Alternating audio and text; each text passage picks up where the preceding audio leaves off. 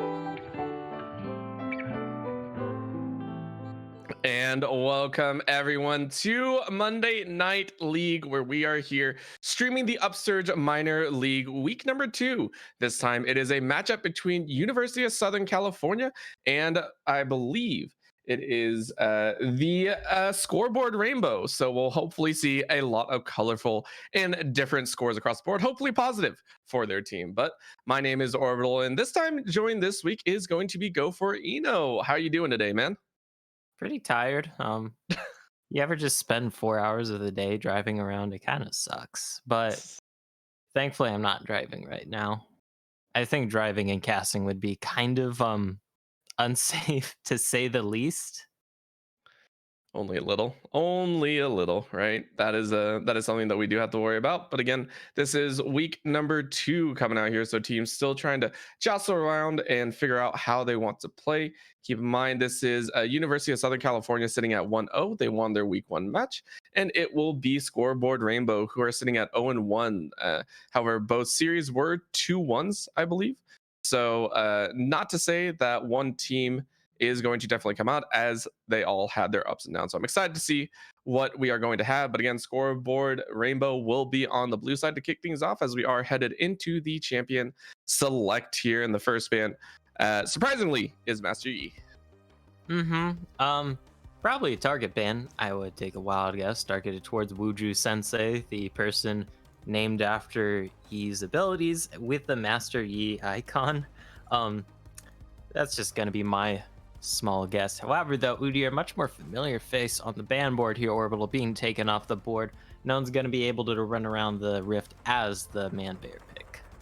Yeah, very standard. And then the Lulu as well. So taking away that utility that you can work with is always is a nice little hold, and making sure that doesn't happen. But heavy targeting towards the jungle here. That's the third jungle ban that we've seen thus far. The Hecarim taken off the table and saying, hey, look, we don't want to allow that kind of pressure to be roaming around the jungle at all. Yep, Hecarim, another one of the top tier junglers right now across many levels of play. Similar to the Udyr, you farm fast, you're able to run around the rift fast, you build pretty similar to that Udyr. However, though, gonna be rounding off with some more bot lane focused bans here. It does mean, oh, actually, it's going to be the B1 Olaf here, which is interesting since Olaf definitely still a contender for the jungle, but has fallen off a bit. And that Volibear response, that is usually a more prioritized pick over that Olaf nowadays. Yeah, and so going to be grabbing that Olaf instead. The Volibear and Thresh locked in, so going for an all-around support. The answer coming out pretty quickly here is going to be that Karma hovers. So poke versus utility, and looks like that's what they're going to do. So Scoreboard Rainbow saying, we want the speed and we want the heals for our team. That Karma does always function so well with the Olaf. Of course, it does have that flex potential between top lane, mid lane, and even support. However, though, it does pair very well with the Olaf, since the Olaf has to run at you, and the Karma loves spamming that mantra E. That just speeds up the entire team. Gotta be paired with the Jinx as well. If this is a support, Karma would be kind of interesting, because typically you see supports that are a bit more appeal heavy paired with that Jinx. But either way, though, still great picks coming out here from both sides so far. Yep, gonna be nice to see. And the follow-up, not giving too much information to the enemy team. It will be the Orianna locked in for that mid lane. So even though mid has been picked, it's just an all-around style pick. The Orianna is kind of nice just to hold that lane if you're not looking to outright win, but you're not looking to outright lose either. Yep. Orianna known for just kind of having the ability to neutralize a lot of lane matchups in tournament to farm fests, and she tends to love those, as she tends to be a very strong scaling champion, not the most insane hyper scaling sort of champion, but come late game, those shockwaves will still hurt quite a bit. Still curious to see what they want to pair it with here for USC, since you only really have that Orianna so far for damage, and you're probably going to want a little bit more mixed in this composition. Yep, that is going to be the style that they're going for, but they immediately start targeting that mid lane as well. And for the side of Scoreboard Rainbow, they're targeting the top side. So Lucian and Malphite being the two bans by University of Southern California. Camille towards the top side. So already saying, hey, look, we don't want this type of aggressor. We're not sure if the Volibear is going to go towards that jungle or top. It is a flex pick. So we're just going to go with the safer option and say, cool, you haven't picked your top lane. We'll go ahead and take those out. That is always one of the powers of the R1, R2 Volibear, is that you usually have a lane that you want to send it to, but due to the flex potential, you can scout out what the potential lane matchup might be. If you're not favoring it, you don't want to deal with it, you can just swap them on over to either the jungle or the top, whichever you so choose. However, though, the Tristana currently being hovered here and locked in for USC, that is going to be some nice extra damage that I was looking for in this composition, and Tristana Thresh can really put a lot of pressure onto Jinx Karma early on. Yep, that is going to be the lock-in for them, and we'll see how well that fares. So taking a look for, and that is going to be the Karma being forced into the mid as the Rel is locked in for the support role. So you were kind of talking about it wanting a little bit more peel action for the Jinx. Rel, one of the top supports to do that right now. The Rel functions insanely well into the Tristana.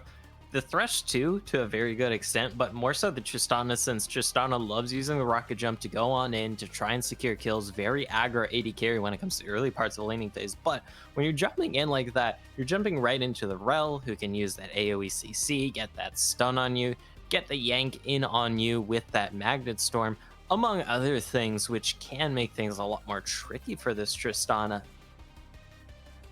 And that is going to be the Syndra locked in at the final pick for the side of Scoreboard Rainbow, whereas the Gangplank is the final pick. So that will be Karma versus Gangplank in the top side, as I thought Karma was going in mid. It has been rotated up towards the top lane. So aggressive poke is the best way I can put this for Scoreboard Rainbow, with an Olaf kind of tossed in the dish.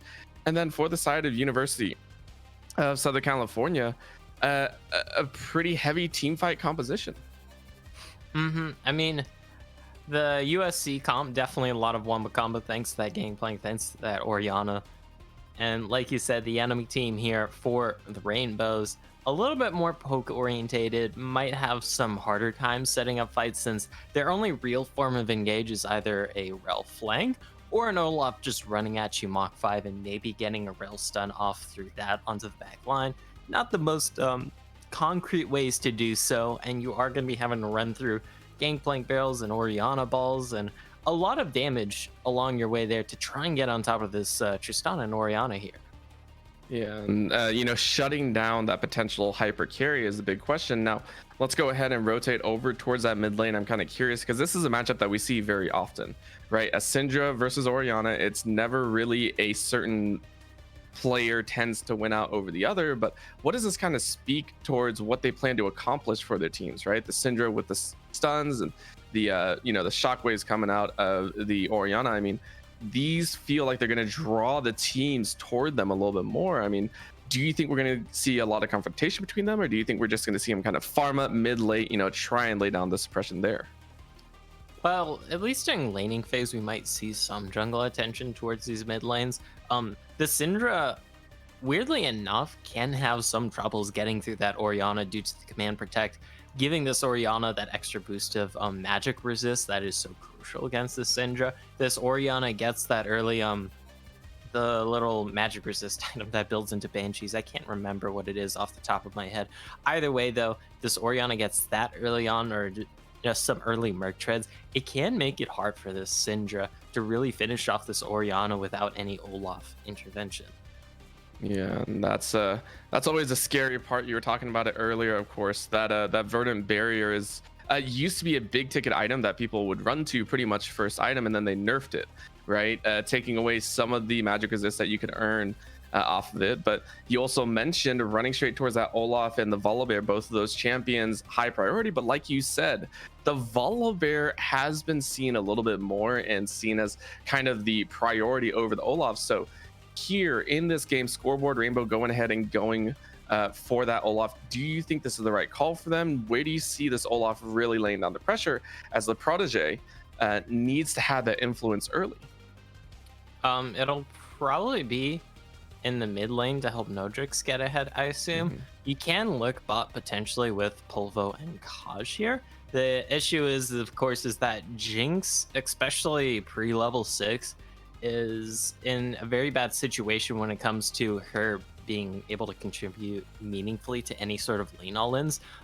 She doesn't really have the damage yet due to how item reliant she is. Her zap does like barely a noticeable amount of damage. It's just to tag people and slow them.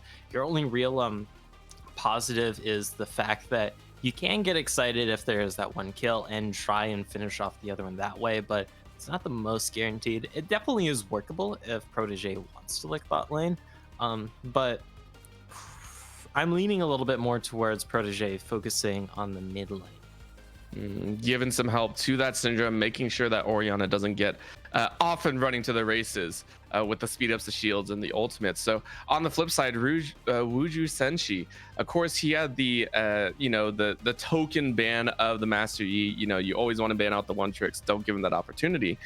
But on this Volibear, in contrast to the Olaf, do you think he's also going to meet in the mid lane, or where do you think he's going to try and focus?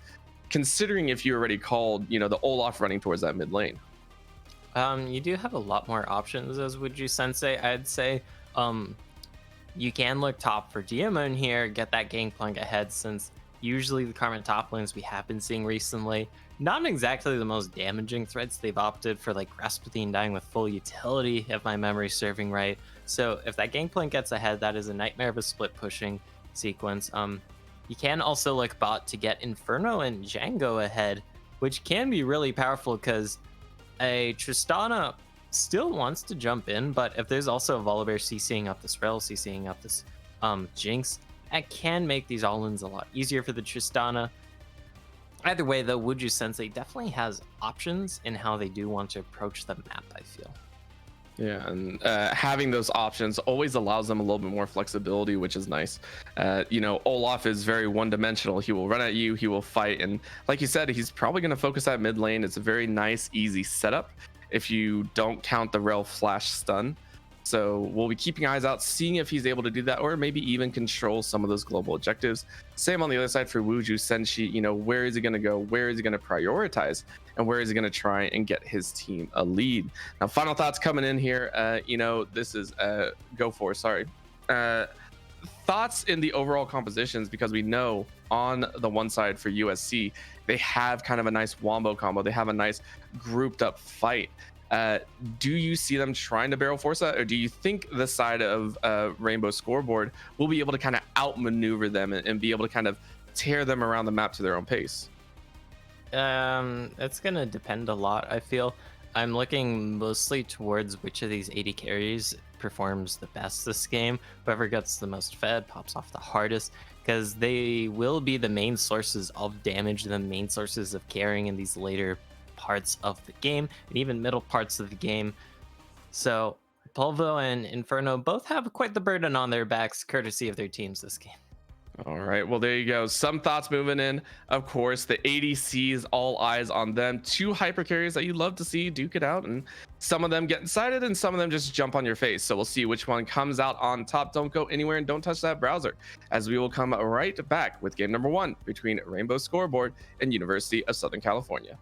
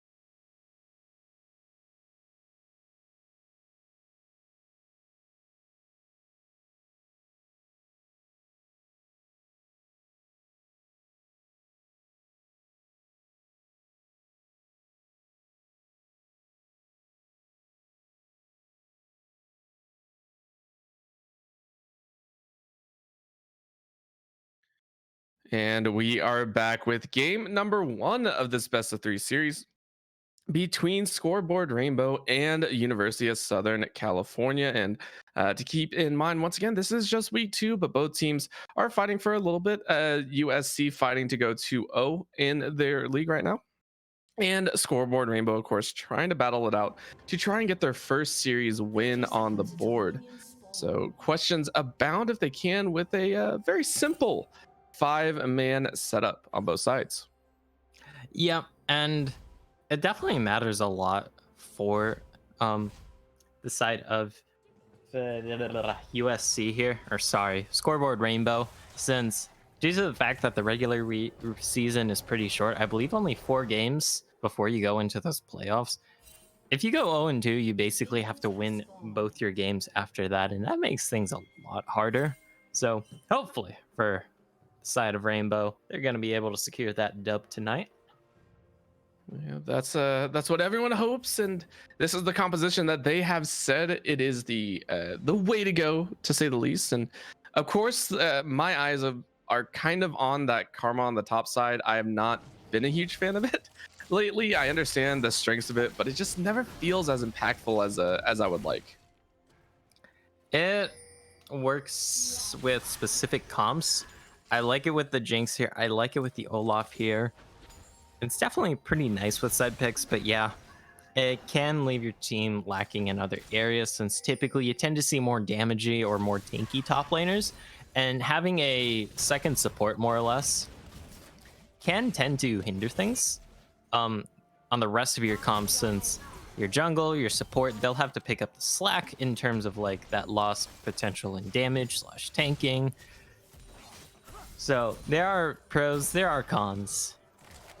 Yeah, pros and cons, and you got to weigh them against each other until you feel comfortable with the weight and the gamble that you taken in the game. So already you see the top lane, of course, being poked out, and then Nodrix in that mid lane also eating the pain of a metallic ball being thrown at his face over and over again. And still fairly quiet as both junglers as well started opposite sides, started on their red buffs, are now moving towards their blues. So we'll get to see some variation in terms of where the junglers will come out of the jungle at. And I like that deep ward here. We can see Le Protege gotta be walking right on over that, immediately pinged out. So USC are gonna know where this Olaf is. That's a good hook in the bot lane. And that is a lot of good damage to return, as Polvo is taken below 50% HP. Flags back though with Inferno. So both ADCs popping their potions early, but still having their summoner spells up. Oof. It is gonna suck though for this Jinx, since you are of course very vulnerable if you're shoved under tower like this. Yeah, like this is some very good zoning coming out. We've already seen a bunch of CS denied over a wave differential right now. Should probably shrink to about a wave, maybe a little bit under a wave once this crashes into the turret here. This is kind of what you want as the Tristana.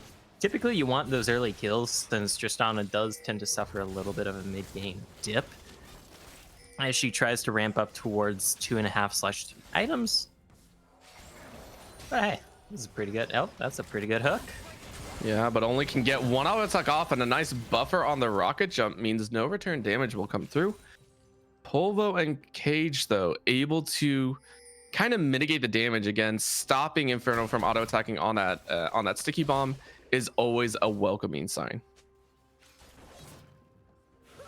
Definitely always welcoming, as a bit of action in the top lane here. This is the point of the game where that support Karma does still have a lot of potential to really bully out this gangplank, especially. Oh, never mind, there's the rocket jump in. Here comes Wuju. Yeah, and they're all gonna flash. The flame misses and a flash out and in, and they're just going on everyone. Ignite goes down as Django is able to pick up the first blood. Senshi flash for style, but still picks up the assist. So USC able to claim first blood. And that is pretty big, even though it doesn't go on to the Tristana, who probably desperately wanted it. You're putting this Jinx behind, you're getting this Tristana ahead. This is very, very good to put into, I guess, generalist terms, as Inferno gonna back. This is a relatively even back due to the fact it is pickaxe versus longsword, which is roughly equivalent amounts of damage. but the extra boots might be a little handy. Who knows? But first blood?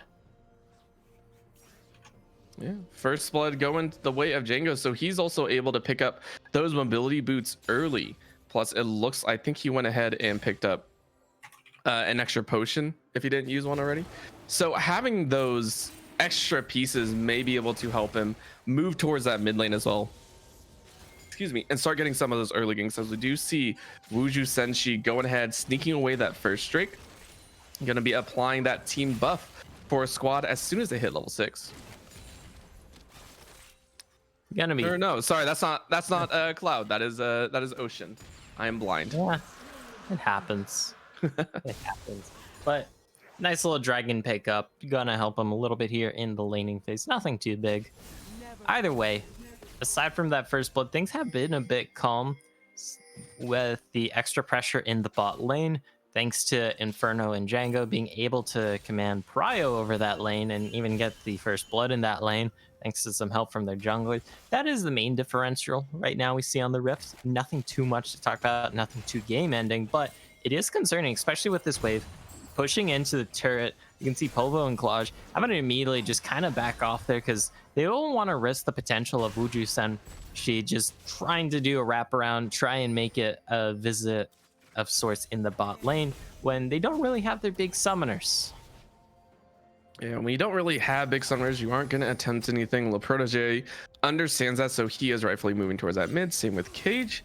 And Meteorite respects that as well. Knows his word just got taken out, so says, all right, not playing up at all. And our bot lane jungle might be taken over. Inferno and Django, though, trying to rotate and get some wards down and are met with a little bit of resistance. Just a little bit. I think too much happening on this rift so far. Been very calm, very calculated with...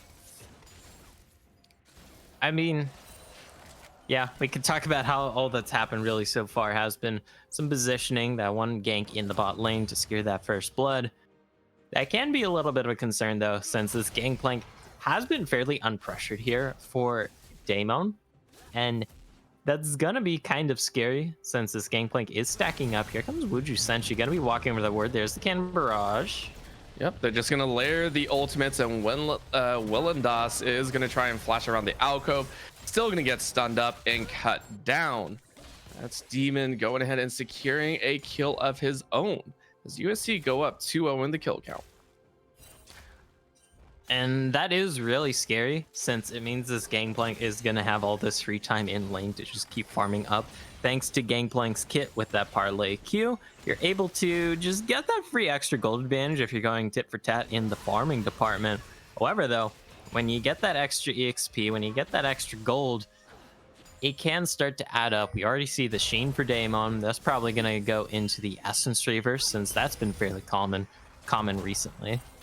But Rift Herald being started up. Let's see if there's a bit of a tussle. Yeah, jungle for jungle ultimate as Stormbreaker is actually used to go out, and Wuju concedes as he doesn't really have any lane priority. Says, all right, Le Protege, you win this one. Le Protege kind of just tips his hat. Nice little pickup there for this Olaf. Hopefully, they're going to be able to use this Rift Herald to pressure somewhere since Tower Plate's still up for the next couple of minutes. You want to try and force that to get some extra gold in your pockets. That's why the first Rift Herald is so important, since you usually get it while those Tower Plates are still up. And if you're able to get it, Tower Plates or first tower and all the plates on it, that is a huge boon to your team, and that makes the Rift Herald very well worth it. Of course, Rift Heralds can be very low value just due to the fact that sometimes it's running out and you just drop it in some lane to say, oh no, I don't want it to time out. It's not the best look, and it makes it for a bit of a volatile pickup. Yeah, just a little bit of a gamble, and we'll have to see where he does decide to go. Like you said, bottom lane though, lots of plays going in the favor of Inferno and Django. They were able to pick up to starve out Polvo. I think of about 2 waves of XP and gold, so he's gonna try and pick this one up.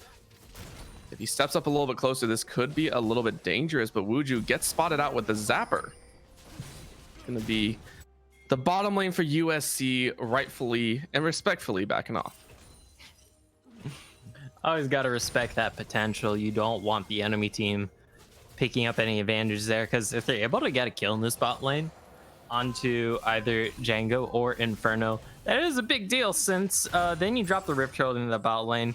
You get a lot of extra money into this Jinx's pocket, and this Jinx is going to be the big scary part of this Rainbow composition, since you have a Karma, you have a Rel. That is a lot of backup, as 3 people coming in the mid lane here for the side of Rainbow, but Meteorite should be pretty fine. There's the Herald pop, though. Yeah, and I actually like this Herald being dropped because that is Infernal Dragon coming up as the second dragon of the game. Go ahead, drop it, get 2 plates, and secure this Drake with no competition. So scoreboard, Rainbow Scoreboard able to pick up a couple good global objectives for themselves. Help even themselves up in that dragon game. They are still on the back foot in gold, thanks to those 2 kills, thanks to some CS deficits, mostly in the top lane. There's the all-in though, Polvo.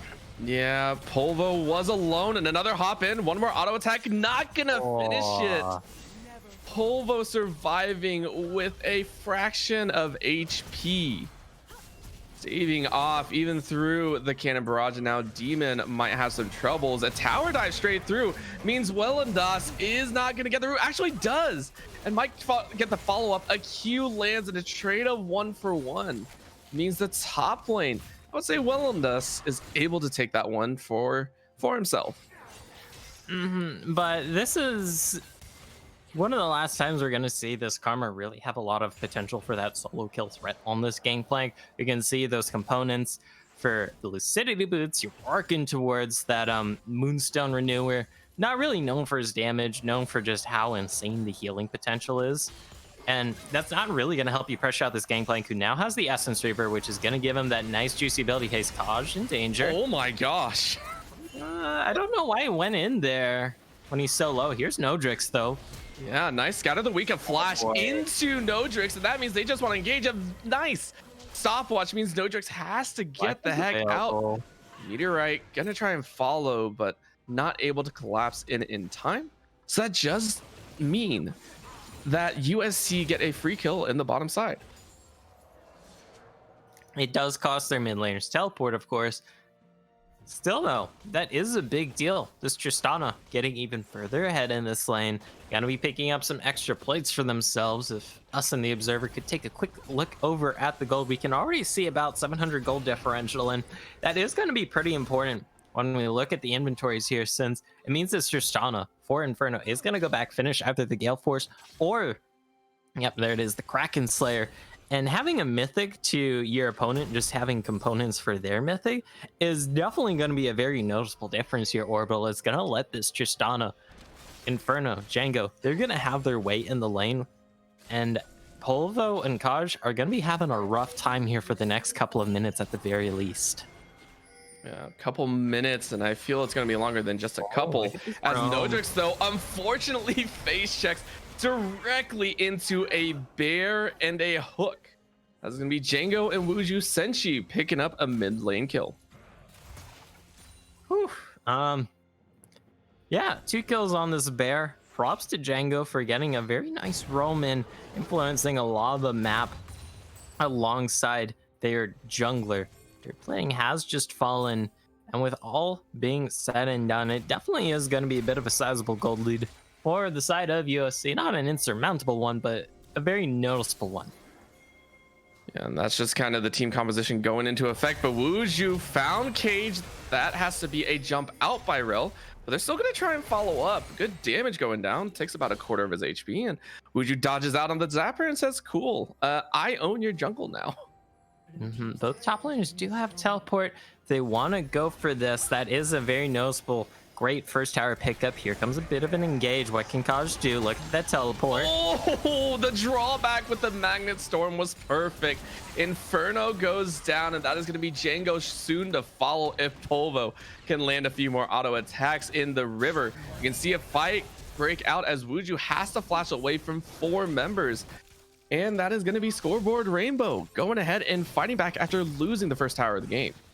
And that is very big in terms of the kills that were picked up. However, look at the solo lanes here, Orbital, because it's costing them a lot of damage on that mid and top tower. In fact, they're going to lose that top tower. So Rainbow, they're going to have to really make something worth of this. It's going to be a trade of towers, but it's going to result in them losing their topside jungle, going to have some vision dropped in their topside jungle, and that is going to hurt.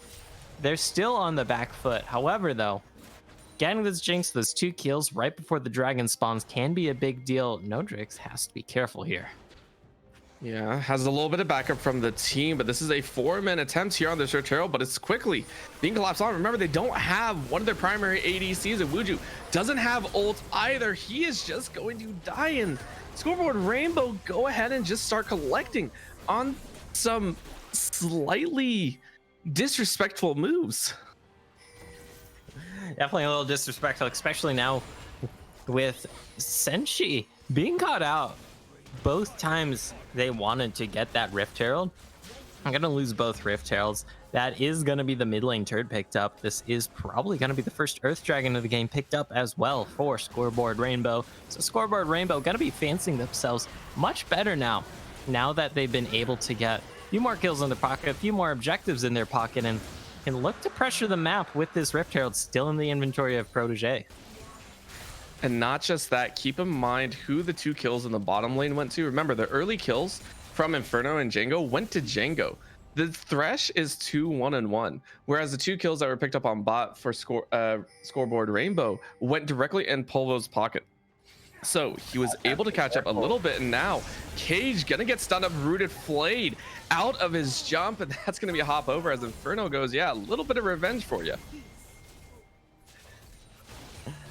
Yeah, a little bit of revenge. That's gonna put a bit of a gap between the kills once again, and this just stunner for Inferno getting their first kill of the game. Gonna be getting a lot of damage on this mid lane turret too. If you haven't taken it down, be careful. Okay. 8 4 tower shots, I think, right there, and said, all right, I finally got tower, we're good. Definitely playing a little too fast and loose there, but able to keep their hide safe for today. And both these 80 carries are becoming big threats coming into this mid-game Orbital. We were talking about how they were going to be big deals, and with how things are shaping up, it's going to be Kong versus Godzilla here on the UML stage. The only question is, which one's Kong and which one's Godzilla? That's true. Feel free to debate that in the comments. Please don't fry us for whichever one we say it is, because that's going to be not so great of a time. Yeah, because spoiler warning, cover your ears for the next 10 seconds if you care about spoilers regarding Kong versus Godzilla. 3, 2, 1. Okay. Basically, Godzilla just trashed the hell out of Kong, from what my roommate told me. And then all of a sudden they became best bros when Mecha Godzilla came in. And apparently it's like rock, paper, scissors, where Kong beats Mecha Godzilla beats Zilla, and Zilla beats Kong. It's kind of cute, I guess. Just play rock, paper, scissors forever in all the movies. That's just how it is with all the big monsters. Yeah, but spoiler warning over for anyone who was deeply invested in the plot of 2 giant animals beating each other. I'm sure there were quite a few people a little bit more into the Falcon and the Winter Soldier, I'm sure. But here back in this game, we do have the Scuttle dropped on, or the Herald dropped on top side, didn't take any damage, as they were able to take the tower down a little bit quicker. So this is actually going to be an attempt by Scoreboard Rainbow to get an advantage on the top side with this Herald, break the base a little bit more. Cannon Barrage used to clear the wave, so they don't get a second tower, but get a lot of decent damage now. Which is pretty big. I believe all 3 towers that have been taken here by Scoreboard Rainbow have had that Jinx here for Polo involved in said ordeal, which is going to be pretty important, as both these 80 carries very close to their second item spikes of the game.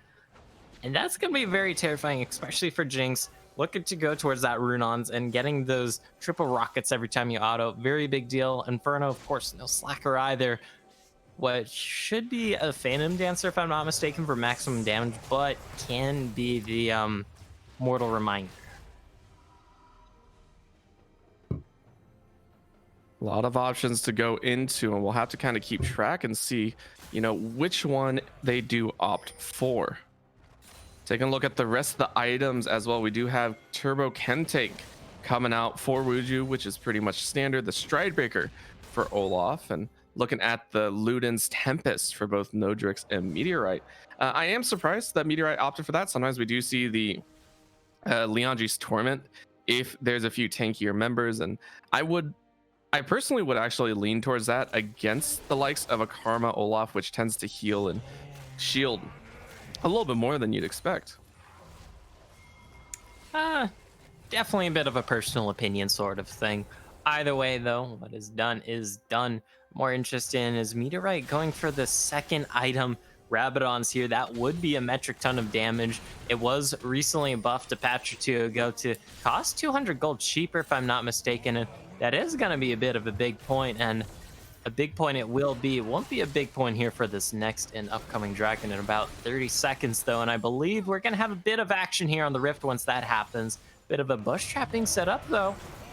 Yeah, one barrel does land, and they're going to follow through. Lots of good damage. Cage is taken out very low. Magnustorm draws 3, and they're going to be the rocket jump in. They are zoned and ready as well, and Toss is very late to this battle.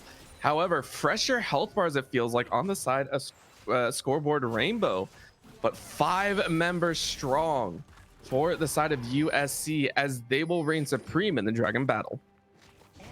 And once again, we will be tied up here on the dragon buffs for both teams. However, though, another kill going to be going over to this Tristana. Already seeing on those 2 items, only going to be getting scary from here on out.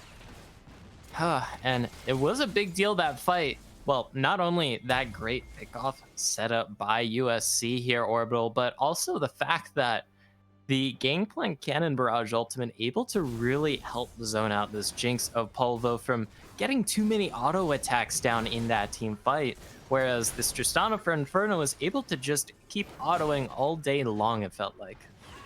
Yeah, just the range is starting to become a little bit of a nuisance. I think it's at I think level 13 and 14 where it matches where Tristana's range actually matches most conventional ADCs, and then level 16 is where she actually matches Caitlyn. So already starting to see that come through, and like you called it, the Phantom Dancer coming through for Inferno. So having that little extra lifeline plus damage output means that anyone that steps close is going to be absolutely decimated.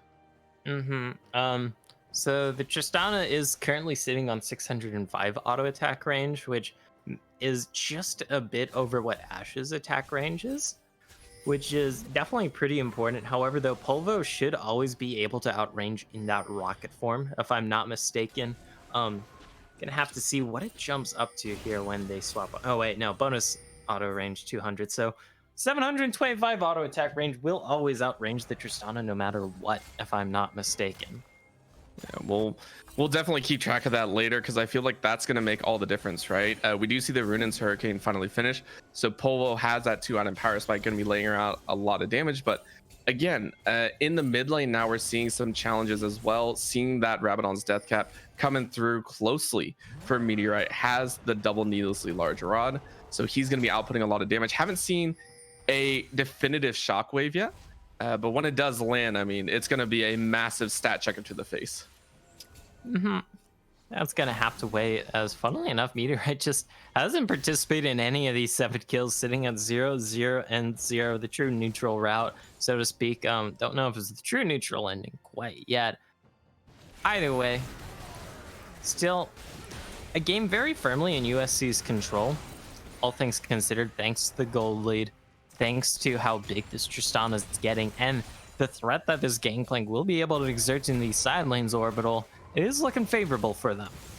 Yeah, that is what, a close to 60 CS lead. Already has the Immortal Shield Bow, plus that Essence Reaver. Already, I think that is going to be going towards, I want to say Ghostblade, but I could easily be wrong. Just a massive damage source for the squad, and we've already seen the Cannon Barrage do a lot of good work. So very easily the strong point. You can see already they're swapping back and forth. Well and Dust possibly a little bit slower on the catch potential, so they know Gangplank is bot. Will they probably send someone? No. 5 members over here on Baron. Okay, let's see how fast they do it. This is still a decently early Baron, and there is a control ward in the back that has spotted them out. And Polvo was actually autoing that instead of the Baron. Usually you don't want your AD carry focusing their damage on a ward when you're doing Baron, but a very wise peel off by Scoreboard Rainbow, recognizing maybe this is a little bit too risky here for us to go for.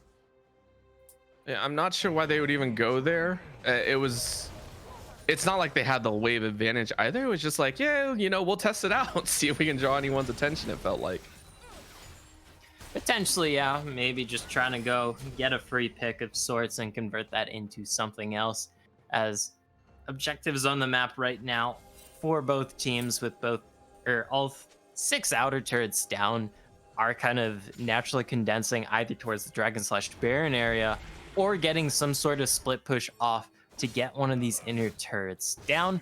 We do have less than a minute till this Dragon. I like this early warding being put down by Damon for the side of USC.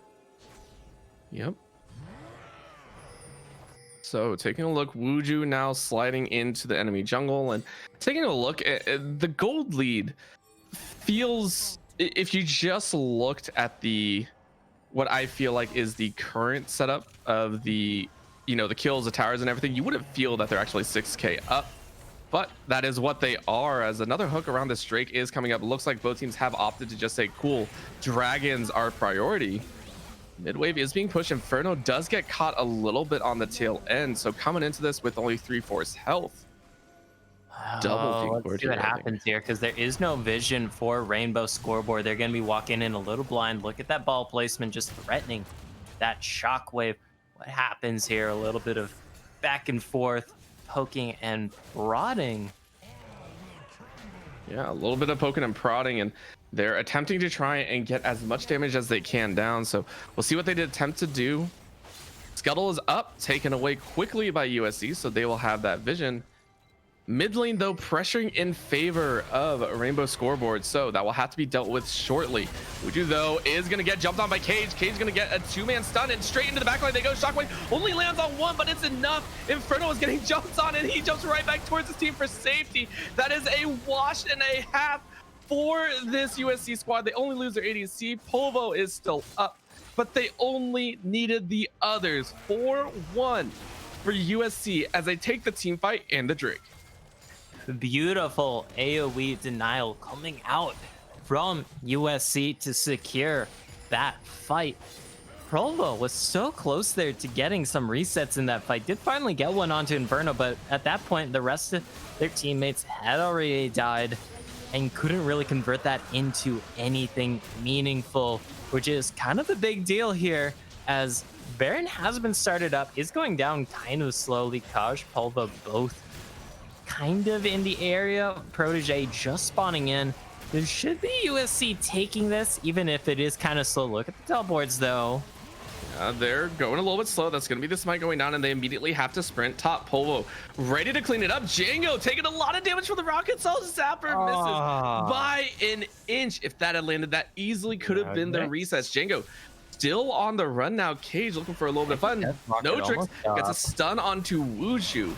They're going to try and follow up. This might be the bear being dropped, but the rocket misses as Polvo can't finish anyone off. That will be a clean getaway for the side of USC.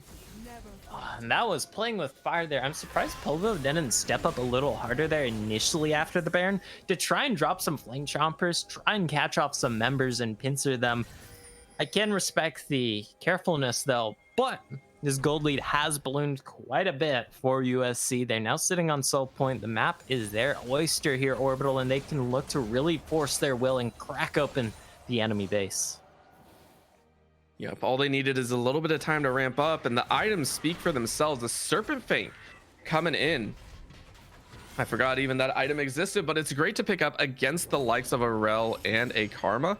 Gonna be shredding through those shields as quickly as possible, and that's gonna allow the Tristana and the Orianna, both of which have 2 kills apiece. Orianna sitting on 2.5 items. Inferno sitting on 3 completed with that Infinity Edge following suit, and so he is fully online, ready to go to dish out a lot of extra damage. And you know, all eyes on this Scoreboard Rainbow squad. Where do they kind of go from here? They lost all the major objectives. How do they start getting back into this game and getting control? Well, first off, try and stall out this Baron, whether that be through getting a pick or two, whether that be through just classic old stalling, letting the enemy team get nothing they want. The biggest thing is you do have this 3-item Jinx is on even footing with the enemy Tristana, and both can look to do a lot of damage in team fights. It just comes down to who's able to get more auto attacks down for free. It is gonna sting though with this Baron, since Daemon with that demon with what was a 2-level advantage pushing into that bot lane. Massive gold lead as well for this Gangplank, thanks to that CS lead, thanks to the parlay. It's gonna be a hard time. Just, just a hard time. It's like, oh, I'm just only walking uphill. If the hill was lobbing boulders at me every time someone auto attacked me. Let's go ahead and take a look at his gold. 13.6, highest in the game, versus Wellendas, who is sitting at 9.1. Between the top laners alone, I think that's a 4.6k lead. Oh my gosh. Oof. But props to Scoreboard Rainbow. They are stalling out this Baron fairly decently. Of course, their turrets are taking a bunch of damage for this, and I wouldn't be surprised if they lose at least one of these inner turrets, as, yep, there that one goes. What happens, though, is this just going to be a bit of a cement the gold lead sort of Baron, as the gold lead has increased. There is a little under a minute and a half till this next dragon. What happens, Wuju? Going to be kind of spotted out a little, but everybody's really just going to get away, and very calm across the rift, aside from some shoving and picking up those 2 side lane inner turrets. Yeah, and I definitely feel USC could have pressured a bit more, right? Maybe a 1-3-1, hard push that mid lane and use that Baron a little bit more to their advantage, but they do back off because Dragon will be up in 55 seconds. If they're able to pick this up, that would mean an extra shield, plus I think a total of, I want to say 18% extra armor and magic resist for themselves. So a lot of nice safety mechanisms to deal with this frontal burst that might be coming out of the Jinx and the Syndra. So question marks abound on what they want to do, and look at that ward coverage. USC have got it down pat.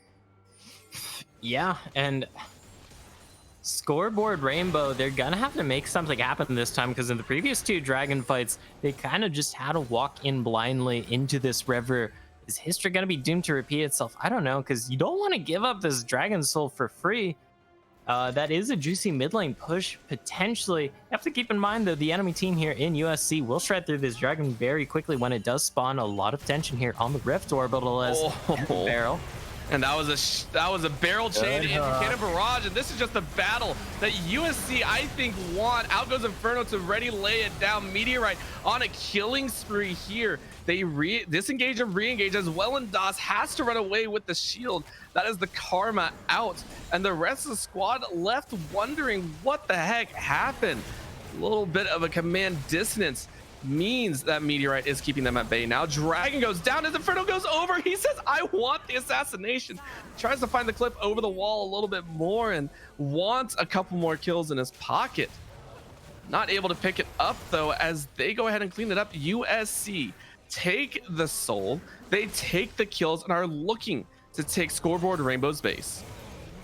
And this game very firmly in their control, as Protege just gonna be picked up there.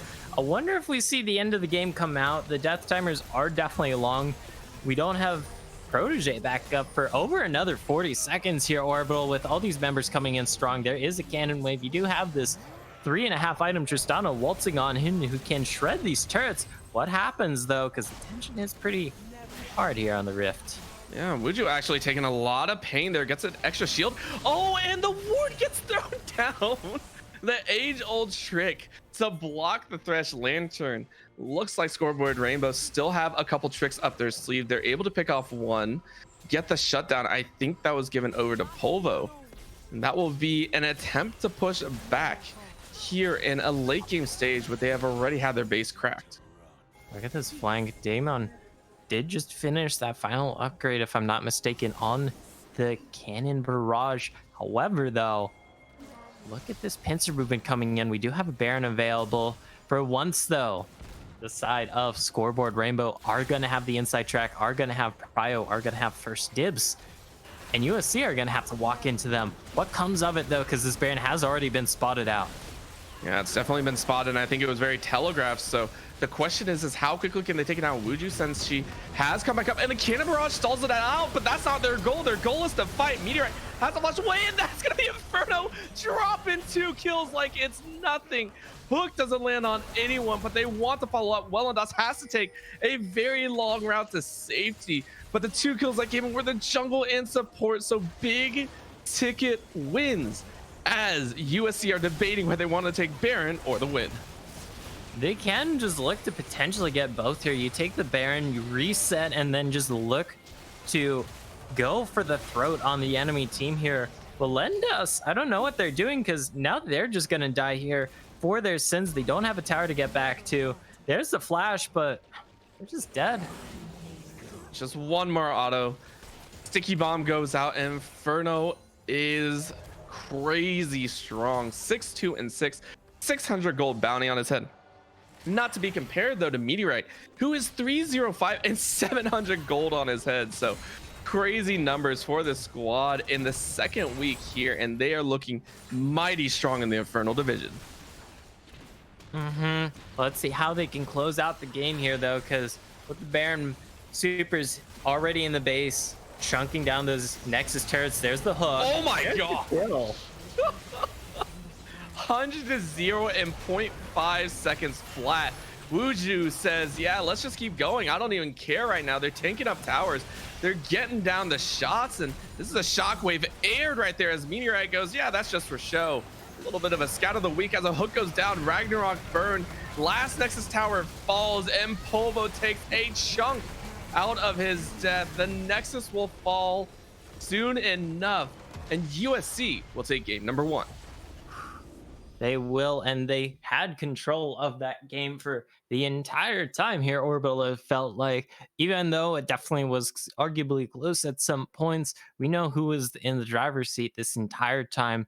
Inferno showing up, Wuju Sensei showing up quite a bit here this game, and there's gonna have to be some changes here from Scoreboard Rainbow if they want to counteract this going to this game number 2 and potentially bring us to that game number 3. That is their hope, and we'll see what they can bring to the table. However, we will go to a very short break to allow these teams to recoup and rethink their plans. Don't go anywhere. We'll be right back with the UML after this.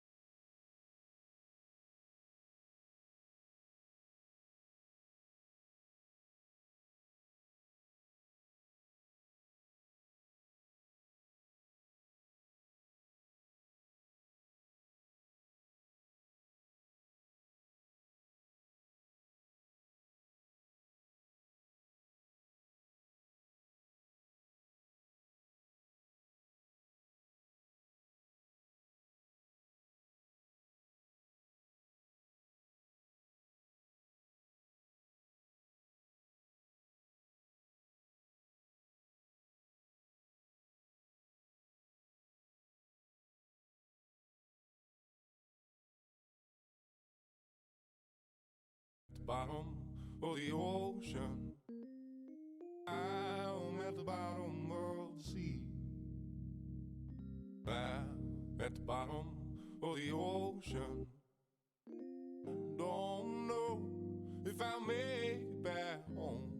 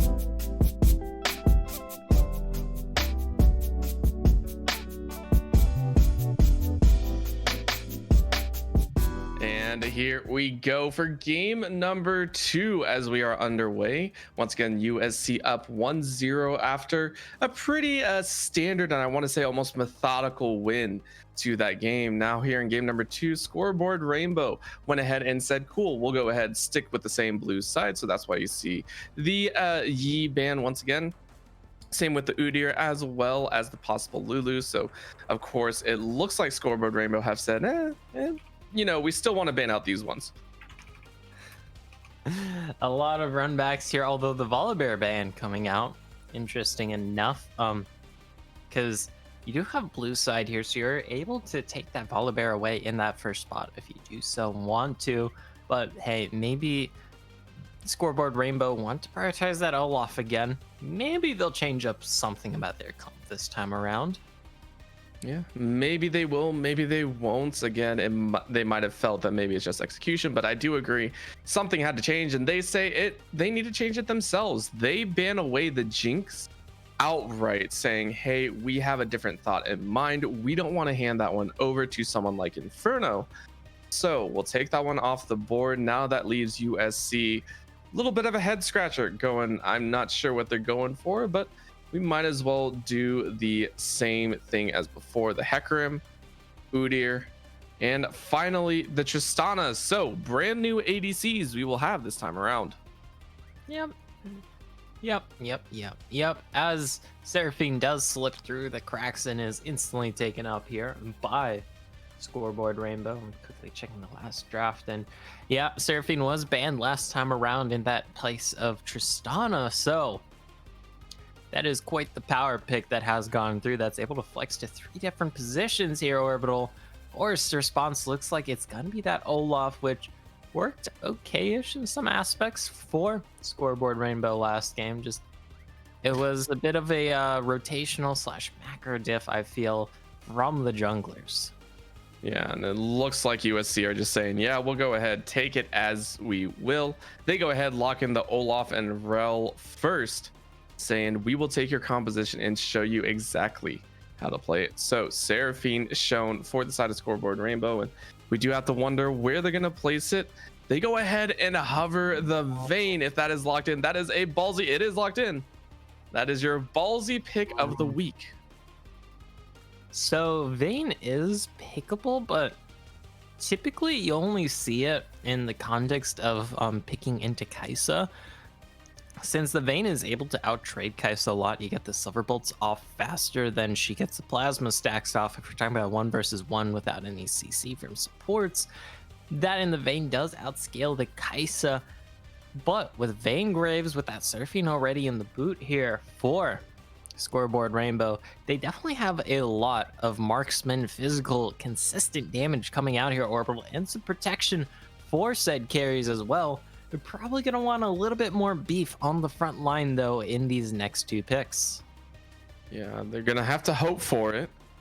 The Graves was locked in, of course, so we'll see what they opt for here. 5 seconds left if they are going to match, and they say if it ain't broke, don't fix it. That Gangplank top will be coming out once again, and you know, it did very well into the Karma. This time around, though, I feel we're going to have a little bit heavier-handed top laner choice, and that's also what USC are thinking. They're saying, nope, we're not dealing with the Cho'Gath today.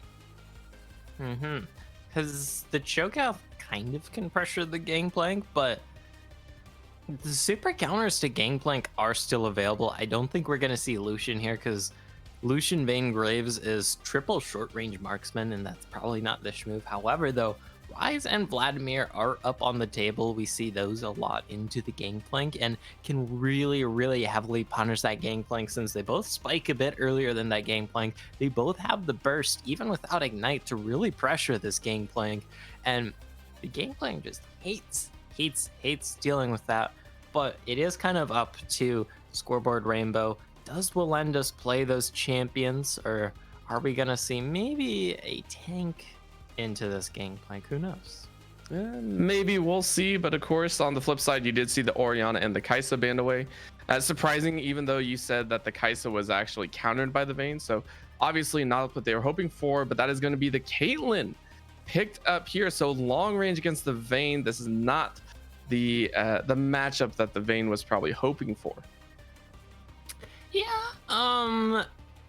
Vayne into Caitlyn is one of the classic cited matchups in the bot lane of um lane dominance versus hyperscaling, because the Caitlyn with that massive range advantage will just be able to continuously chip away at this Vayne. What I'm going to be looking for out of this Caitlyn that is going to be piloted here by Inferno Orbital is that every time this Vayne walks up to try and get a farm, you just put a little auto attack on her, and over time those autos will add up, especially if they are headshots. However, though, the Alistar currently being hovered, it is considered a counter into the rel, but it does also have some issues into the rel itself.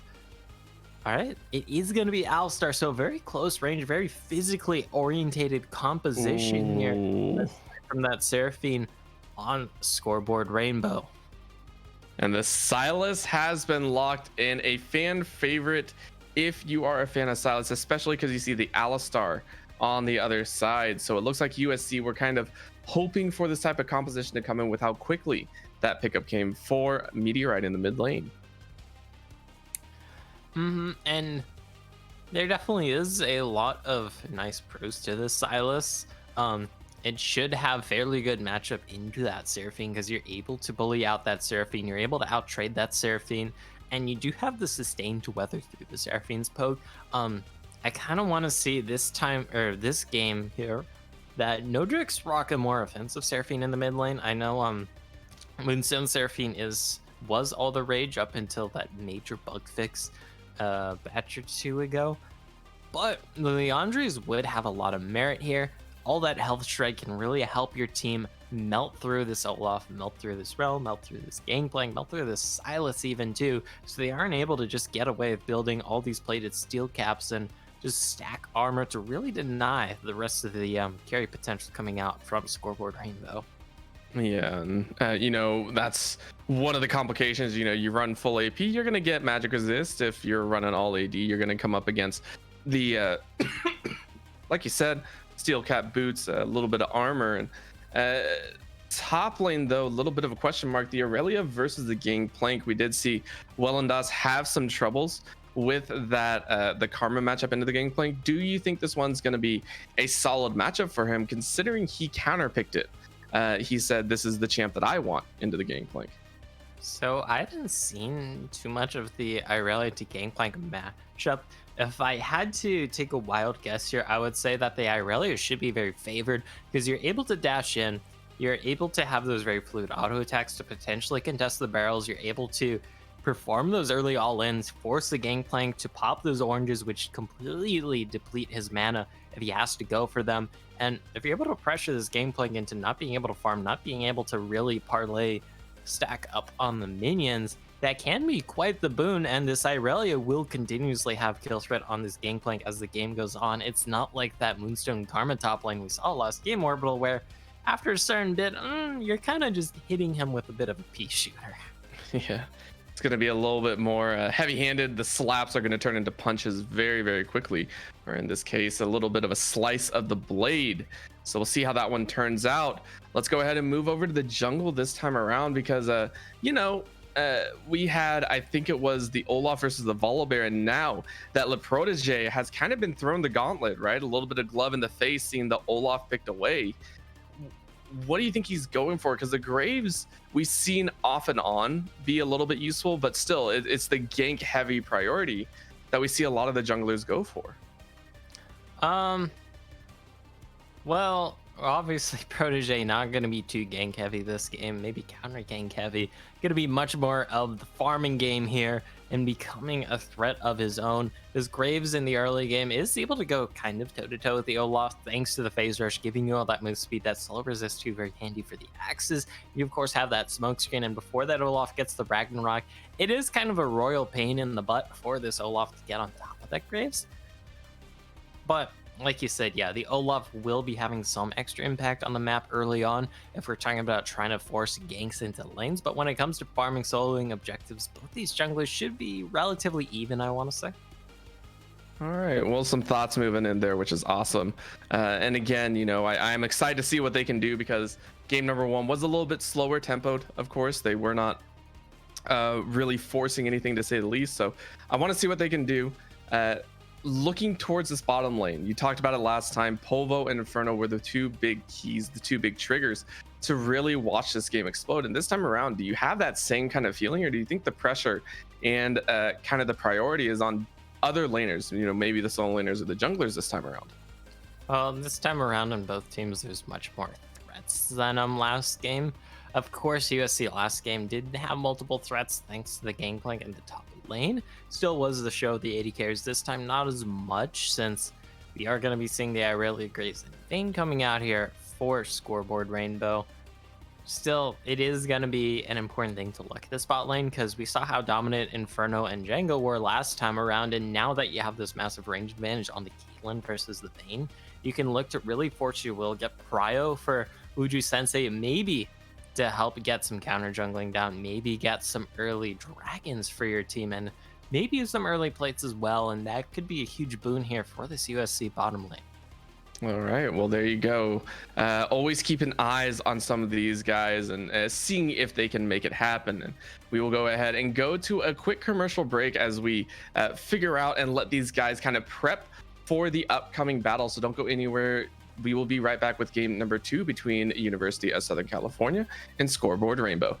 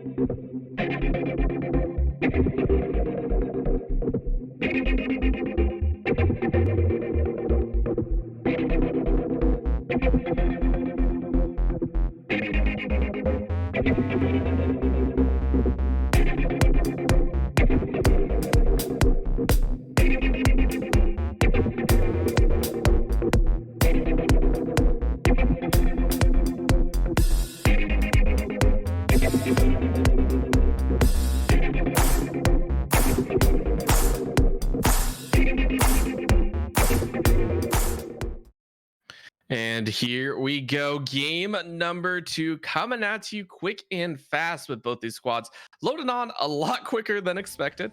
They are ready, primed, and waiting. Their hamsters have been fed and the wheels are spinning as we get on to Rift for the second game. And of course, a little bit interesting picks. We do see the Vayne coming out, one that we don't see too often, as well as an Aurelia versus Gangplank, complete different shift than what we saw in game number 1 for the side of Scoreboard Rainbow. It's definitely a shakeup, and that is always nice. If it doesn't work last time, hey, maybe it's time to try something new. Bit of aggression coming out here in this level 1 by USC. Gonna be able to drop another early ward into the opposing jungle here, and they even have a defensive ward that spots out Protege going for that counter ward, and should spot out this Graves back as well. I don't know. Protege should be back in time to get to whichever buff they want to grab first off. Oh, top laners. Demon going ahead and trading friendly greetings with the Aurelia, and Wellendas quickly goes, yep, don't want to go that way. Yeah, a little agreeable. Best not to walk into a GP level 1 usually, although Irelia does have a strong level 1 to contest as well, thanks to the Irelia passive being able to match up with that GP passive. It's just Damon will be able to win out over time thanks to the grass procs, thanks to the parlay giving him that extra auto, whereas the Irelia kind of really wants that level 2 mark, so they're able to get that reset on the Blade Surge. And you can already see the freeze or the attempted bullying of this bottom lane occurring. Inferno and Django playing very far forward. Crits and headshots stacking up as quickly as can be. It's just overall aggressive tendencies as they're looking for an early level 2. Yeah, this is kind of how you expect the lane to go, although the Vayne is actually able to out-trade the Caitlyn level 1 if it does come down to auto attack versus auto attack thanks to the tumble resets, but it is a level 1 Alistar, and level 1 Alistar has to rely on that flash, so you're not really able to pressure that. And with this level 2 coming out first for USC, that is going to be massive. They're already poking them down. Those Piltover Peacemakers, those auto attacks, and even headshots going to be adding up on these members, already chugging through some potions, which is going to be felt. Yeah, cheeky trap placements behind the body of the tower always catches some opponents by surprise. Some call it grimy, I call it tactics. It's a very standard way to play Caitlyn, I feel.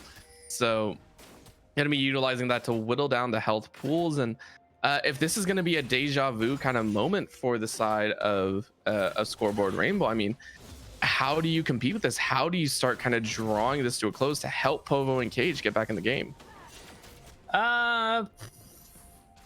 You're gonna need jungle pressure. That is always one of the best ways to shut down a Caitlyn who's just perma shoving you under tower. You just come down with the jungler, kill her, or take out both those sums and force that reset. Of course, so this is the Graves jungle for Protege, and Graves is not exactly known for that insane early gank pressure unless we're talking about counter ganks. More so concerned about the farming. That's a great Epson abduct in the mid lane though. Meteorite definitely gonna be eating a lot of damage off the back of that. It should only get better though here for this Silas. Yeah, he's going to be happy about those trades. And again, it's just a champion that loves to bully and love to be a menace in that mid lane. Cage again taking so much free damage, getting caught and being forced into poor walking placements, I guess is the best way to put it. Poor pathing, that's the word I was looking for. Again though, that La Protege so far, heavy resources invested in the top side, doing a little bit of a cheeky invading. See what happens though out of it, because this is a very low mana Irelia for Wellendas. Neither of these top laners quite close at all to that level 6 point. So, flash! Oh, Yeah, flash for flash as they go out, and Povo actually rolls in. I'm not sure if he wanted to do that. Gets the condemn backwards and might actually fall. He knocks it back in. Django gets knocked into the tower, flashes right back out, and Povo has to burn the heal. Oh, this is getting messy in those sites. Meteorite, though, having some trouble, dashes over the wall, is gonna get clipped by that Ian. So Nodrix is gonna pick up first blood of this game. yeah, I'm gonna be real with you, Chief there, Polvo.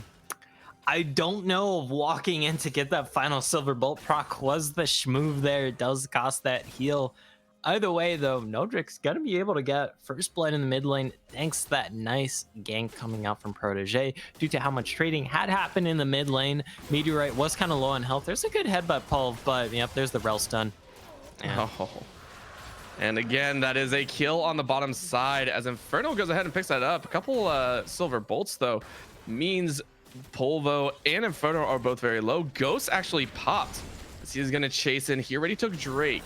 So he's going to finish off those Krugs and immediately allow Inferno and Django to leave with an excess amount of gold. Yes, and that is going to be a very felt amount of gold. Oh. Oh. Oh, Lord. Demon getting a free kill. That's just... You know it's gonna happen every so often. It's like, oh, Karthus hit level 6. Well, GP hit level 6. Yeah. I mean, GP ulti is like a very, very, very much weaker and in most cases laughably awful ultimate, because I had a friend who was a hardcore GP main, and even if you go electrocute, he is like, yeah, level 1 ulti just does piss all for damage. Like, you use it to pick up waves and maybe pick up assists. It has that nice little slowing effect. It just doesn't really do much damage. But when Polvo just has like literally no health, then you're like, you know what? Sure, I'll take the freebie. I'll take the freebie for sure, and you know, get a little extra gold to keep stacking. You know, against an Aurelia, it can never be enough, right? You're always happy to pick up a little extra gold. You can already see Wellendas has that CS advantage in the current moment, and it actually forced Demon to go that early variable vest, and now he's going to get jumped on. Protege living in this top side, and remember, no cannon barrage, so Wellendas with a little bit of assistance is going to win that top lane fight. Now teleport on the bottom side as Meteorite had run down, and Nodrix tries to throw out an encore and just completely airballs it. Yeah, that's one way of putting it. Kind of surprising too, because it did pass through 2 allies, and that does boost the range. As an ARAM player, let me tell you, Seraphine ulti is a very hard one to miss. Oh, Protege also having some fun in the mid lane and takes down Wuju Senshi in stylistic fashion. Yep. Yeah, a little bit of an overcommit there, to say the least. Quite the hectic game so far. Was a bit calmer, a bit more methodical, as a lot of people like to say last time around. This time, a bit more bloody, as the mid lane jungle duo, Protege and Nodrix, gonna be roaming on down a little bit, maybe trying to look for a play on the bot side here, as nothing gonna come of it, and both these junglers just gonna return to farming their jungles. Yeah, they're gonna try and farm it up and make sure that they're ready for any upcoming fights, and that's gonna be a dodge out on the east stun as Wellendas now has to run away, but that's a huge collapse in. He's gonna get one more auto and chugging those potions for his dear life. Flash forward and a Q, almost a fadeaway shot with that pistol, and that's gonna be Wellendas picking up a first death as Demon just claims a kill. That was just so funny. I thought for a split second there that Damon was gonna flash in and then not do anything. Does pick up the kill though. This GP now 2-1-0. Even has the Bramble Vest too, as is tradition for top laners against enemy conqueror abusers. That rush, that early sustain. In this case, gonna be that Blade of the Ruin King. Polvo has to be careful here, because you kind of don't want to be eating that rel combo. Be eating the combo, but look how much damage has gone down onto this bottom side tower. Now Wuju Senshi in this top lane is going for the blue buff, trying to steal away, but he is going to get collapsed on. Has to pop the Ragnarok early, and the Ghost going to be following up, and multiple members collapsing in on him. This blue buff might just cost him his life. He's going to get jumped on and shut down. Nodrix picks up a second kill of the game. And the Seraphine picking up kills is going to be a nice thing, since Seraphine does scale very, very handsomely A little bit disappointing that it is going to be the Moonstone Seraphine. Still very strong, don't get me wrong. I just want a little bit more magic damage coming up from the Seraphine to add a little bit of extra threat. Either way, though, accelerating the Seraphine closer and closer to that Moonstone Water Staff combo going to be quite the nasty thing to deal with. But this tower already getting so low here in the bot lane orbital. Just going to be a matter of how many more waves is it going to be standing up, especially with Protege not really opting to focus on this lane. Understandably so. It is a bit of a hard one to gain. I just have grievances, right? It just feels bad when you pick something like the Vayne. You want to gank for that lane, you want to prioritize that lane, but you just can't. That's gonna be the Rift Trail dropped on the top side. They're gonna try and collect first tower, and they do. So first tower does go their way. Django going ahead, diving onto the tower. They're gonna try and fight this one out. In goes Meteorite. He gets a long chain route. Polvo is gonna go down, loses the flash and heal, and Meteorite goes ahead, pops up that unbreakable will that he stole, as top lane is going to lose 2 towers for that dive. It does cost this Vayne their life, though, here. Polvo's sitting on that 0-2 point. The Infernal Dragon is up as well, so it's definitely one of those trades where you can heavily debate it, is getting 2 towers in the top side, getting this Irelian Graves further ahead, worth having your Vayne fall further behind compared to this Caitlyn, letting this Caitlyn get accelerated, losing that bot tower, losing the second. Oh, hi, Zuki. My dog just came out from under the bed and surprised me. How are you? But yeah, definitely a surprising turn of events there with just how much happened at. Oh, hi, Zuki. She wants to help me cast. Hi, puppy. How are you? You love to see it, but Cage going ahead, clearing out some of the wards, and gold dead even right now, 20.2 to 20.2, but 2 dragons in favor of USC, 2 towers in favor of Scoreboard Rainbow. And I mean, evening things out, it feels like these dragons are going to be much more impactful, as it is another Mountain Soul that's going to be making its way onto the rift. So Django and Wuju Senshi would both love those for the side of USC. On the flip side, only really Alistar is going to be utilizing those dragons and souls. Still gonna be handy. Either way, having all those extra resists to deal with damage, even if it is all primarily on carries. Never mind that though, headbutt pulse. Yeah, and they're just actually gonna try and jump, but Django gets away with a very nice jump, and a follow-up. One more auto is gonna do it. Inferno lands the headshot.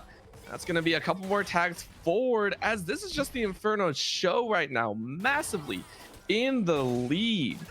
That is gonna be USC claiming one right back and forcing Polvo into 0-3.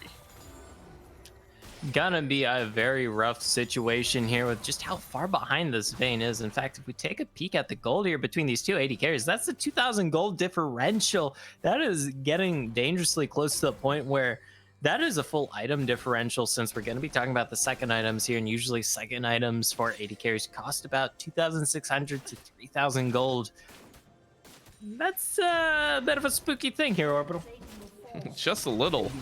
I mean, I'm wondering when they're ever going to try and cut down Inferno. They tried right there, focused everything on Django, and he got away without using Flash or Ignite. That's the worst feeling in the world. You lay down ultimates, you lay down everything, you still lose a member and don't really get anything out of it. So now we're going to see a secondary collapse. They're going to try and fight this one out. Protege gonna head jumping forward with the smokescreen. Inferno finally burning that flash.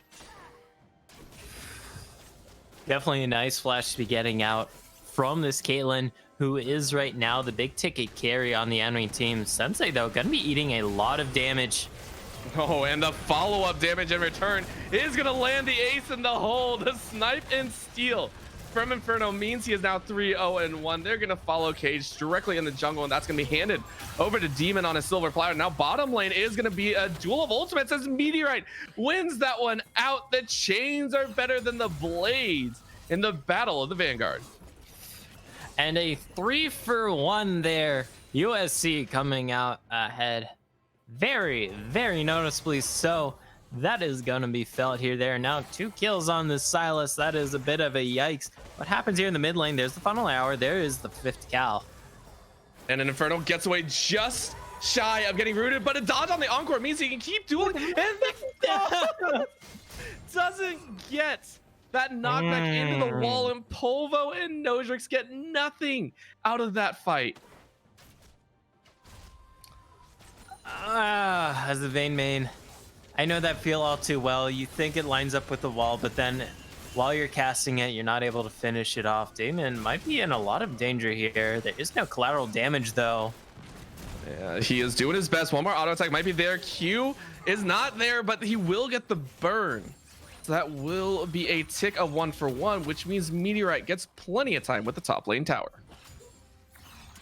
And this Sylas loves that. This Sylas for Meteorite gonna be quite the split push side lane threat here. One we're talking about later on in the game when Baron's on the table. Seraphine, not exactly known for doing well in side lanes, let alone when you're going for this full-on support Seraphine that kind of needs to be around the team, since Moonstone, Staff of Water, both items that kind of need a homie around to help you out. And if you're 1 versus 1 in the side lane, well, you're not getting a lot of value out of said items. Yeah, definitely should have gone with your advice there. I think, going for that Leonji's Torment would have been the better option, but they opted not to. Now we get to see this mid lane be the big occupier of attention. 20 seconds until this Mountain Drake comes up. And remember, Rainbow Scoreboard are down 2 Drakes so far. So if they lose this one, that will put them at Soul Point, or put them against Soul Point, and will allow Inferno and the rest of the USC squad to climb that much stronger.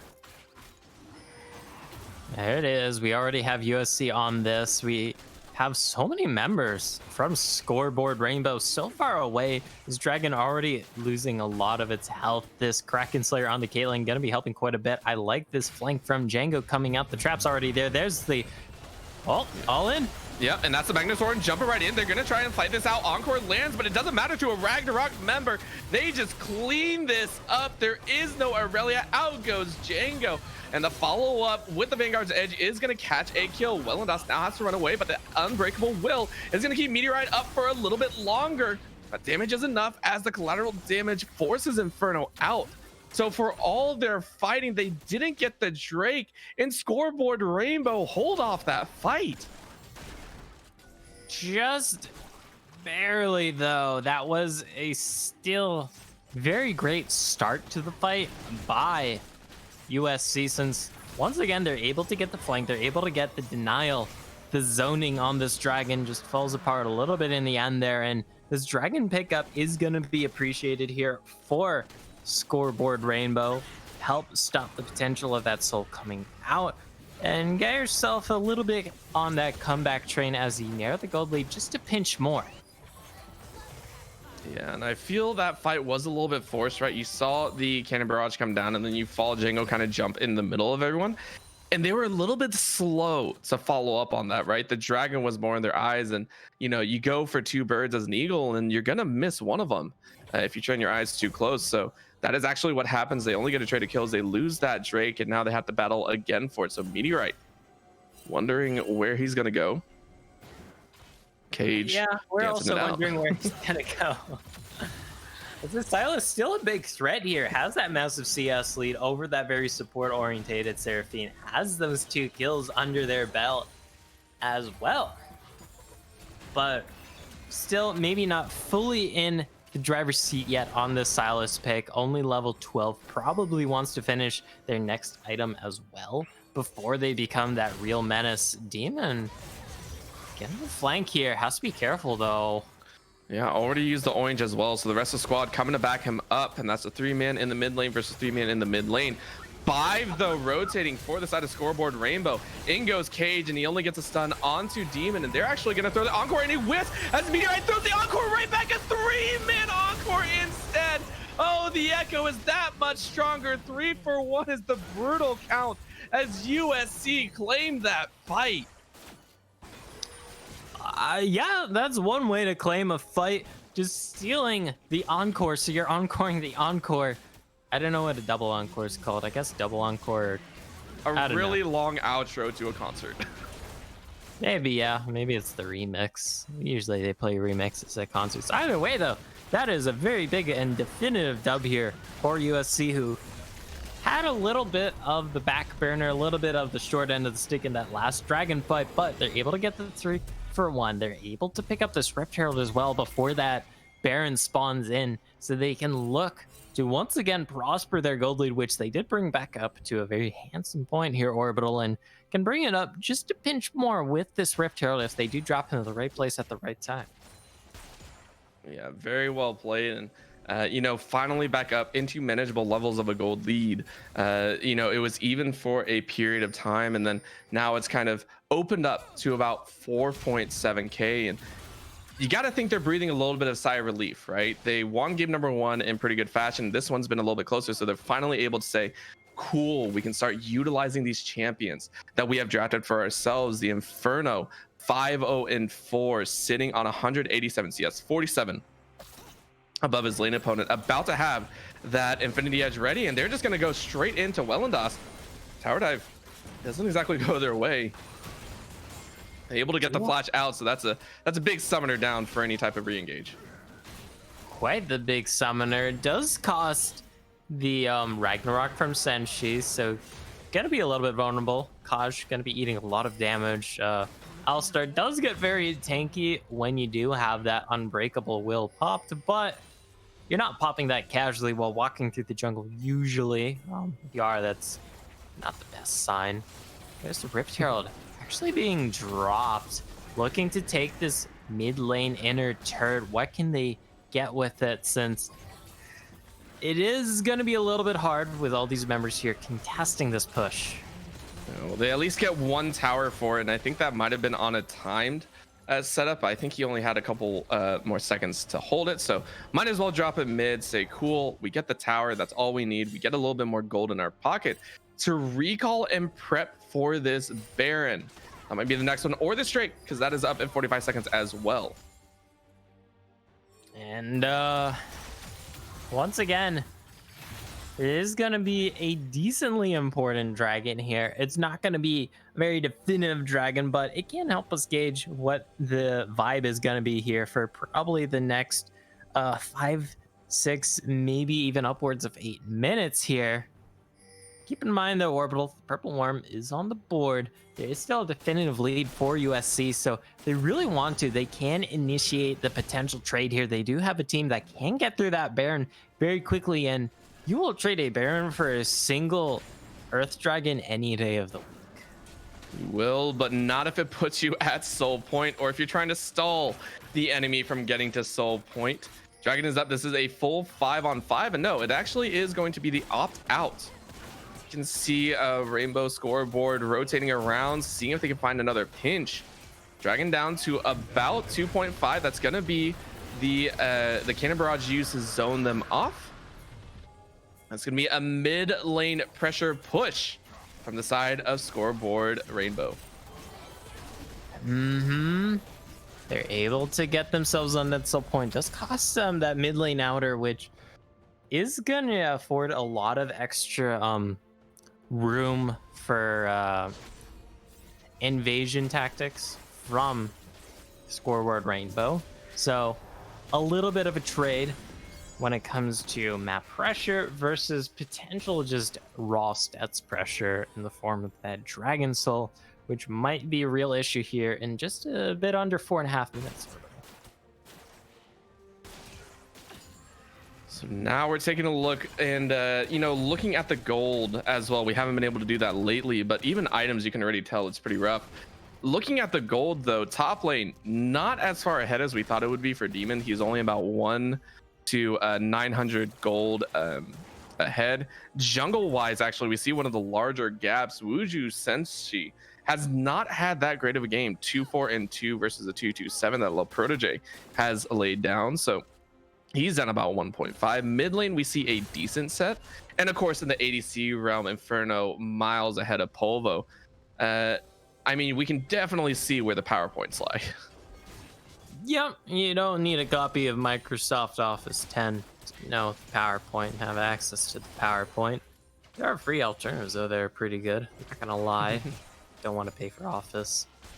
I think it's moved to a subscription-based model, too, which is a little bit papega. Understandable, but it does hurt. Baron, though, gonna be the name of the game here very soon while we are waiting on that next dragon to spawn. And it's gonna be a lot of the teams just feeling each other out here, Orbital, I feel, trying to find a little just hole in the armor for you to put that needle in and just put pressure on that point. Yeah, at the same time though, game number 1 went the way of play for dragon, right? These guys opted to just power farm until they hit that, that soul or anything. And actually that's how we saw the last fight end. I think it was around the dragon, they just got the soul and then just rushed straight down mid. So maybe that happens here too. However, we are about 10 minutes faster if they are to do that. Last game I think ended around 32 to 35 minutes. I think This it was time around. 36. Yeah, it was a little bit further into the game time, but we'll see if they can do it here. So Baron is up. Vision, though, contested on both sides. You can see some pink wards on both and a couple regular wards as well. So this time around, Scoreboard Rainbow not giving up these global advantages so easily.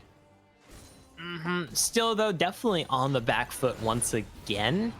The biggest difference this game, like you said, not giving up advantages easily. And another big point is that they've been able to go head to head at these objectives. They haven't been what feels like a step or two behind the USC team members. Every time they go, oh man, yeah, Dragon's coming up, let's go to that. And it's not so much that this game, it's more of like they're ready for when it comes, they're ready for when it pops up. Question is, will that be enough to narrow this gold gap, bring themselves into control of this game, into dictating pace of this game, because they are still noticeably on a bit of a back foot here. Yeah, just a little bit. Only a slight bit, as their vein has yet to really capitalize on anything. Is sitting on 2 items though, so has somewhat gotten into the game. You see the Phantom Dancer and that Kraken Slayer and Cage just getting hit in the face for just trying to clear a ward and can't even clear it out. So Inferno having full control as long as Django and another member are there. Dragon now coming up in 55 seconds. So again, teams have waited. This was the turning point in the last game. So is it going to happen again? Question marks all around. You could hear the pings being spammed and a possible trade as Baron has been the target for them. Yeah, that is one thing about this composition drafted by Scoreboard Rainbow. When you have double marksmen, especially when Bane's one of them, you shred through Barons. And if Wellendus on this Irelia shows up as well, you're gonna look at the Baron funny. It's just gonna vaporize like, "Aight, peace." You know that meme where the dude's like, "Aight, peace," and just vanishes. Basically that, but Baron. Yeah, well, it looks like they actually didn't commit to it in time, so now they're forced into a little bit of a pickle here. They've done this once and it's worked somewhat well for them, but the Encore has been stolen once again. So knowing that ultimate is up. Meteorite though, level 15, not level 16. So not that lower cooldown. Dragon has been started though. We're gonna try and look for a nice cannon swap, and that's just a very quick Dragon. That is soul going the way of USC in the blink of an eye. And that's gonna be an issue. It's not gonna be a game-ending issue, but it's gonna be harder to get through a lot of these members, since now this Rel is gonna be giga tanky. This Olaf is gonna have so much extra juice, so much extra resistances in the tank to allow him to get into this backline and threaten this Vayne, this Seraphine, this Graves with impudence. I forgot the word. It's like impudence. I don't know, not an English major. There's the Encore. There's the Encore going, and the return Encore as well, but I think it's stronger for the side of USC. They already claimed the Graves. They're going to follow up on the rest as Meteorite is dancing off too. Goes ahead and catches the Irelia in the back line, but the front line is all they care about. A dip and a dodge out as Wushu is healing up like a madman. Oh, it's not Master Yi, but it's just as good. Demon flashes over the wall. Gonna try and cut down the cow and fry up a little bit of beef. He is gonna run away for his life. Couple more autos will do the trick. And that is going to be Baron in the pockets of USC as they are looking to close out the series. Yeah, keep in mind that was mostly a 4 versus 5 fight there, Orbital, when the main action did start up. Inferno wasn't there to participate for most of that fight, and Inferno's the most fed enemy team member. Now you're staring down a Baron buffed up team who's firmly in control of this game, has the Dragon Soul as well, and can look to just really force their, I want to say boot down your mouth, but I don't think that's the best analogy. They can force the their will doors across wide the map? I open don't whether know. it's locked or not. I don't know. There's a lot of analogies. Either way, all of them are Oh. appropriate here. 55.3k to 47.5k, about 8k in there. You have Mountain Soul to give you an extra shield, 18 to 9. Your ADC is miles ahead of the enemy ADC. I mean, I don't feel there's really a window of opportunity for Rainbow Scoreboard to come back unless, USC just kind of walk into enemy lands. To quickly interrupt that, shoutouts to Middlesticks GG for the quick little raid, as Kaj gonna be cut on out, and that is one beef patty coming out. I can't even hand it over to you before he becomes that sirloin steak. It's no worries. I mean, quick grilled is always the way to put it. Quick sear, I should say, as Demon is now going to force open this top lane. Double cannon minion available and open, so that top lane tower might be chunked out very heavily. Now we're going to see the mid lane pressured as a 1-3-1 scenario might occur. Baron, remember, is still up. That's going to be the Vanguard's Edge, catching two Inferno. It's a question mark, but down goes the Graves flash out of the Encore. So that means Inferno is fine. Meteorite throws back with the Vanguard's Edge right in the face of the Aurelia, and that is gonna be why the mirror is stronger. Meteorite helps carry his team to victory with that ultimate 3-for-1 in that team fight, and USC come away with a beautiful team fight, the base, and the series win. Yeah, it definitely took a little bit of time in both games, but they're able to take control. They're able to keep control of the flow of the game, of the map. Both times around here, Orbital, they're able to get the 2-0, carry themselves to 2-0 here in the regular season. Very dominant when you consider there's only 4 games really in the regular season. And that's quite the statement. Sadly, though, for Scoreboard Rainbow, well, their scoreboard now at 0-2 in the overall standings. That's a little bit of a yikers. They are a little worried, but of course there are more games to play, and that's where they grow as a team. So they have the opportunity to move forward. But again, congratulations to the University of Southern California for taking that victory. They now move to 2-0. I believe they are sitting at first place currently, unless we get some information from the rest. But that will go ahead and close it out for us here at the Upsurge Minor League desk for week number 2. However, if you're interested in more League of Legends actions, make sure to tune in tomorrow for the Upsurge Contenders League as they go ahead and hit the rip for week 2. And with that, that will be it for us here at the Analyst Desk. My name is Daniel. With me was Go for Eno. Thank you so much for tuning in, and have a fantastic evening.